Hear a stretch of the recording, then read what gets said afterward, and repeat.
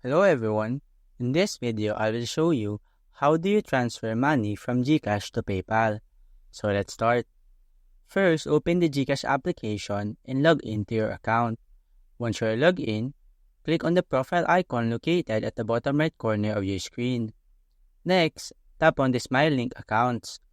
Here, you will see several options. Go ahead and click on PayPal. In this menu, just tap on Link Account. After selecting PayPal, you will be prompted to enter your username or email and password. Make sure you have verified PayPal account.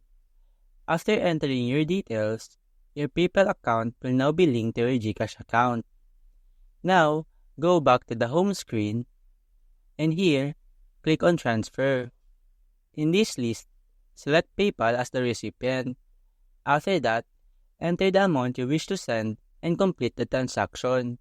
The money will be received in Filipino peso, which you can later convert into dollars or any other currency of your choice. So that's it. I hope you find this video helpful.